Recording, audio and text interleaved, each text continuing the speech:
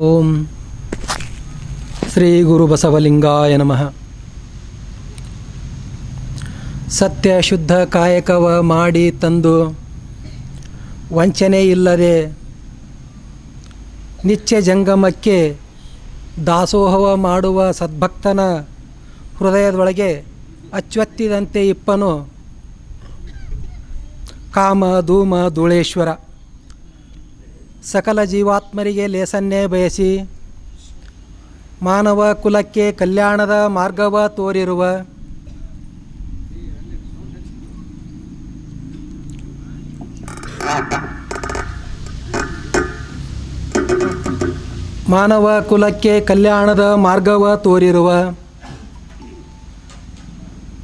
ವಿಶ್ವಗುರು ಇಷ್ಟಲಿಂಗ ಜನಕ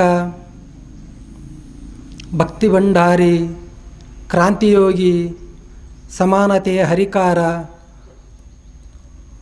ಮನುಕುಲದ ಸಾಂಸ್ಕೃತಿಕ ನಾಯಕ ವಿಶ್ವಗುರು ಬಸವಣ್ಣನವರ ದಿವ್ಯ ಚೇತನವನ್ನು ಸ್ಮರಿಸಿ ಆ ಮಹಾಬೆಳಗಿನಲ್ಲಿ ಬೆಳಕಾದಂತಹ ವೇದಾಂತ ಕೇಸರಿ ಮಲ್ಲಿಕಾರ್ಜುನ ಅಪ್ಪಗಳ ಜಂಗಮ ಚೇತನವನ್ನು ಸ್ಮರಿಸಿಕೊಂಡು ಅವರ ಕರಸಂಜಾತರಾದಂತಹ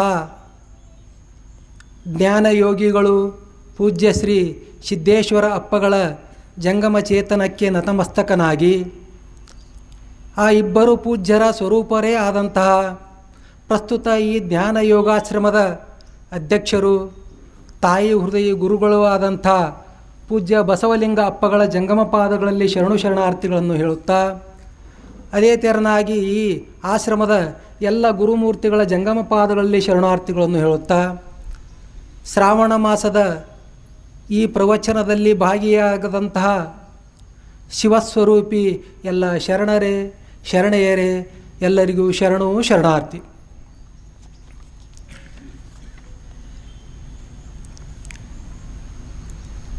ಕಾಯಕ ಮತ್ತು ದಾಸೋಹ ಈ ವಿಚಾರವನ್ನು ಚಿಂತನೆಗೈಯಲು ನನಗೆ ಪೂಜ್ಯರ ಅಪ್ಪಣೆಯಾಗೈತಿ.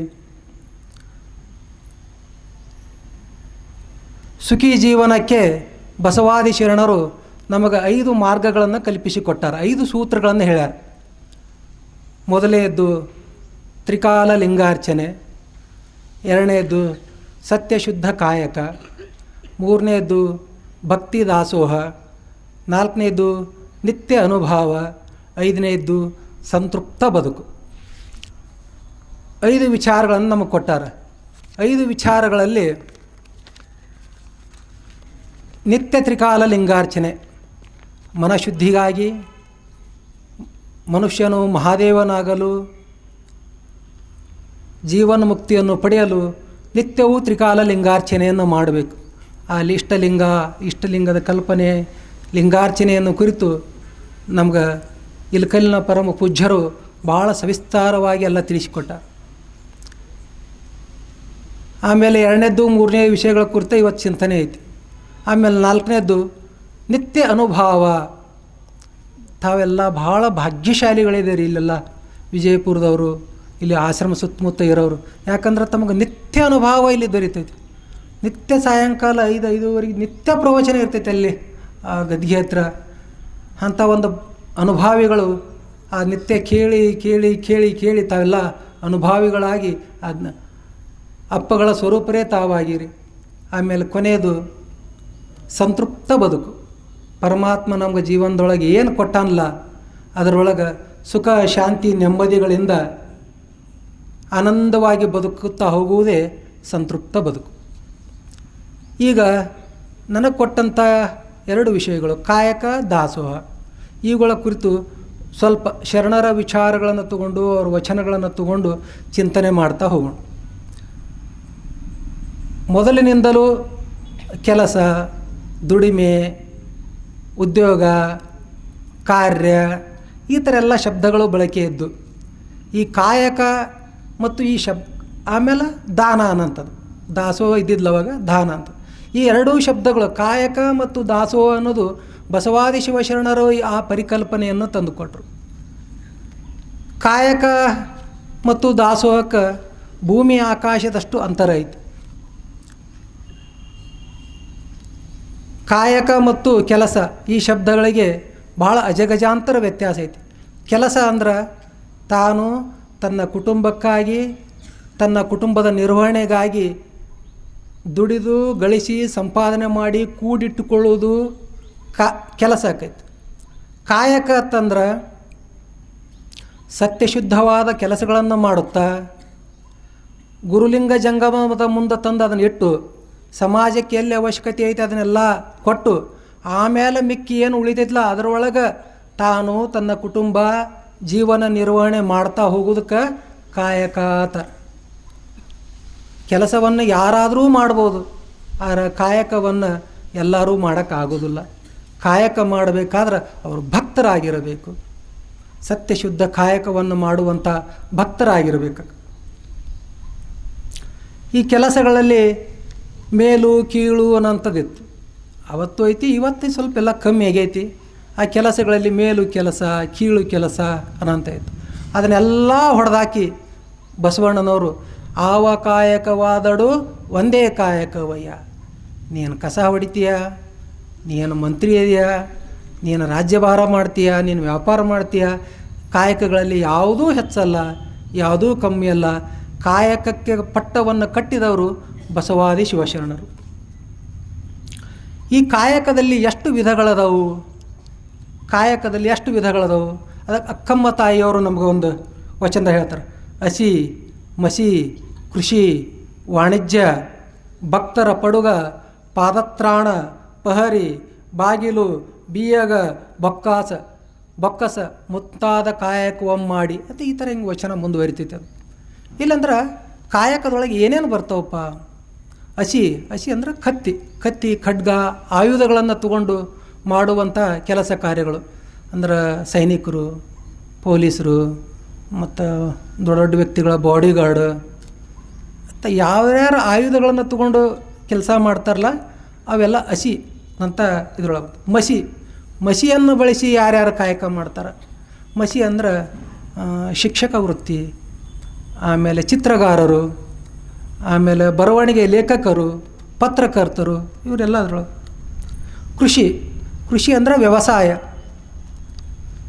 ವ್ಯವಸಾಯ ಮತ್ತು ವ್ಯವಸಾಯಕ್ಕೆ ಸಂಬಂಧಪಟ್ಟಂಥ ಕೃಷಿ ಕಾಯಕಗಳು. ಕಂಬಾರಕಿ, ಬಡಿಗೇರು, ಪತ್ತಾರು, ಕುಂಬಾರು, ಬೇರೆ ಬೇರೆ ಎಲ್ಲ ಕೃಷಿಗೆ ಸಂಬಂಧಪಟ್ಟ ಎಲ್ಲ ಕೆಲಸ ಮಾಡೋರೆಲ್ಲರೂ ಈ ಕೃಷಿ ಅನ್ನೋಂಥ ಒಂದು ವ್ಯವಸ್ಥೆ ಒಳಗೆ ಬರ್ತಾರೆ.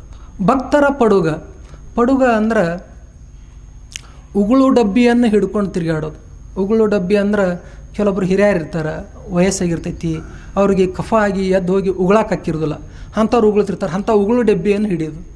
ಮತ್ತು ಕೆಲವೊಬ್ರು ಇರ್ತಾರೆ, ಅವರು ದೊಡ್ಡ ಸಾವುಕಾರ ಇರ್ತಾರೆ, ತಂಬಾಕು ಎಲೆ ಏನೋ ತಿಂತಿರ್ತಾರೆ, ಅವರು ಉಗುಳಕ್ಕೆ ಸಹಿತ ಒಬ್ಬರನ್ನ ಇಟ್ಕೊಂಡಿರ್ತಾರೆ, ಅಂಥ ಡಬ್ಬಿಯನ್ನು ಹಿಡಿಯೋದು ಪಡುಗ ಅಂತಾರೆ.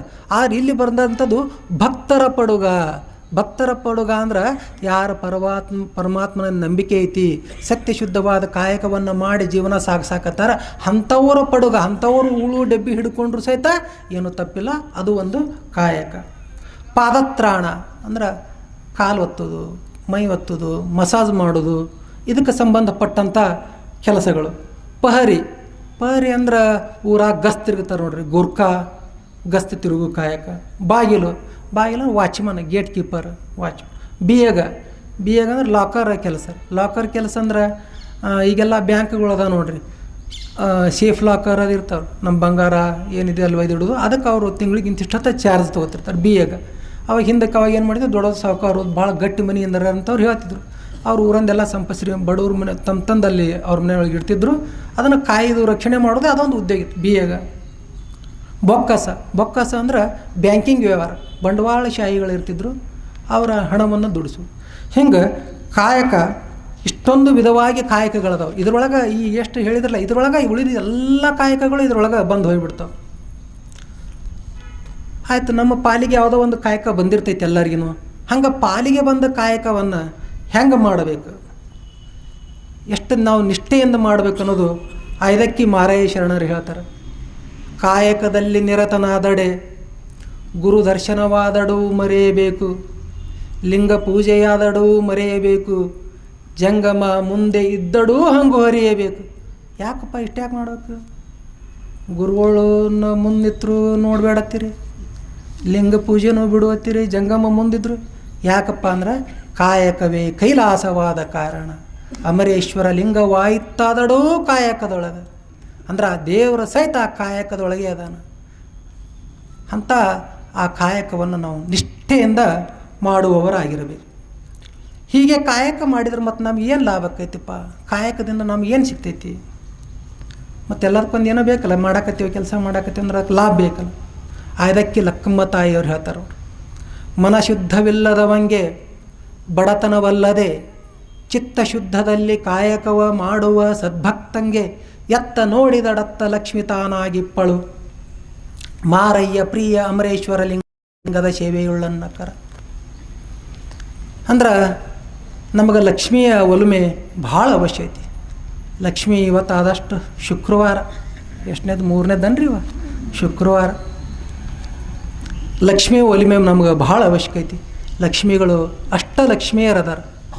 ಧನಲಕ್ಷ್ಮಿ, ಧಾನ್ಯಲಕ್ಷ್ಮಿ, ಸಂಪತ್ ಲಕ್ಷ್ಮಿ, ಸಂತಾನ ಲಕ್ಷ್ಮಿ, ವಿದ್ಯಾಲಕ್ಷ್ಮಿ, ವೀರಲಕ್ಷ್ಮಿ, ಗಜಲಕ್ಷ್ಮಿ, ಹಿಂಗೆ ಒಟ್ಟು 8 ಮಂದಿ ಹೇಳ್ತಾರೆ. ಆ ಎಲ್ಲ ಲಕ್ಷ್ಮಿಯರ ಒಲಿಮೆ ನಮಗೆ ಜೀವನದೊಳಗೆ ಭಾಳ ಅವಶ್ಯಕತೆ ಐತಿ. ಆ ಲಕ್ಷ್ಮಿಯ ಒಲಿಸ್ಕೋಬೇಕಾದ್ರೆ ನಾವು ಏನು ಮಾಡಾಕತ್ತೀವಿ?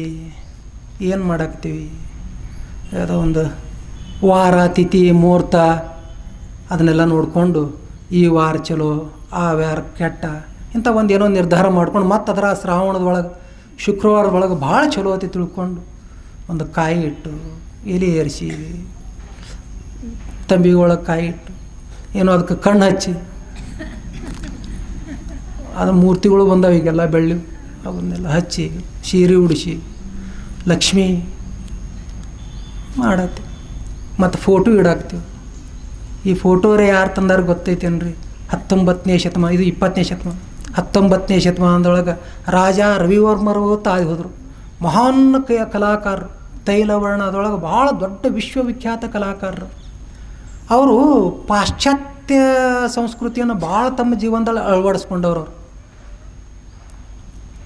ಅವರು ತೆಗೆದಂಥ ಚಿತ್ರಗಳಿಗೆ ನಾವೇನು ಲಕ್ಷ್ಮೀ ಫೋಟೋದಲ್ರಿ, ಲಕ್ಷ್ಮೀ ಫೋಟೋ, ಸರಸ್ವತಿ ಫೋಟೋ, ಏನು ಹೆಚ್ಚು ಕಡಿಮೆ ದೇವ್ರ ಫೋಟೋಗಳು ಏನದಾವಲ್ಲ ಇವೆಲ್ಲ ಅವ್ರು ತೆಗೆದಂಥವೇ, ಅವ್ರ ಕಲ್ಪನೆಯ ಕೂಸುಗಳು. ಇಲ್ಲಿ ನಮ್ಮ ಅವ್ವಗಳು ಕೂತಾರೆ, ಹಿರಿಯರ ತಾಯಿಗಳು ಇಲ್ಲಿ ಕೂತಾಳವ್ವ ಇವರದ. ನಾವೆಲ್ಲ ಹೆಂಗೆ ತಲೆ ಮೇಲೆ ಸೆರಗು ಹಾಕ್ಕೊಂಡು ಮೈ ತುಂಬ ಬಟ್ಟೆ ಉಟ್ಕೊಂಡು ಕುಂದ್ರಂಥವ್ರು ಇದ್ದೇವೆ ನಾವು. ಆರ ಸರಸ್ವತಿ ಲಕ್ಷ್ಮಿ ಹೆಂಗದಾರ್ರಿ ಅಂದ್ರೆ ಅವರು ಪಾಶ್ಚಾತ್ಯ ಸಂಸ್ಕೃತಿಗೆ ಒಲ್ದವ್ರಾಗಿದ್ದರು. ಅದಕ್ಕೆ ಫ್ಯಾಷನ್ ಸೈಡ್ ಸೆರಗು ಬಿಟ್ಬಿಟ್ರು, ಲಕ್ಷ್ಮಿಗೆ ಬಿಟ್ರು. ಮೊದಲು ಇಲ್ಲೆಲ್ಲ ಹೊಟ್ಟೆ ಕಾಣಂಗೆ ಮಾಡಿದರು, ಇಷ್ಟ ಬ್ಲೌಸ್ ಕಟ್ ಮಾಡಿದರು. ಇಲ್ಲ ನಿಜವಾಗ್ಲೂ ನೋಡಿರಿ, ನೀವು ಲಕ್ಷ್ಮಿ ಫೋಟೋಗಳು ನೋಡಿರಿ, ಸರಸ್ವತಿ ಫೋಟೋ ನೋಡಿರಿ.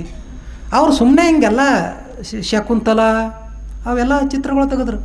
ಅವ್ರನ್ನೆಲ್ಲ ತೊಗೊಂಬಂದು ಇದಕ್ಕೆ ಲಕ್ಷ್ಮೀ ಸರಸ್ವತಿ ಹತ್ತು ಕೂತು ನಾವು ಪೂಜೆ ಮಾಡ್ಕೊ, ಅವ್ರ ಮುಂದೆ ಇಟ್ಕೊಂಡು ಶುಕ್ರವಾರ ಅದು ಹೊತ್ತು ಪೂಜೆ ಮಾಡ್ಕೊತ. ಮತ್ತೆ ಭಾಗ್ಯದ ಲಕ್ಷ್ಮೀ ಬಾರಮ್ಮ ನಮ್ಮಮ್ಮ ನೀ ಶ್ರೀ ಸೌಭಾಗ್ಯದ ಲಕ್ಷ್ಮೀ ಬಾರಮ್ಮ.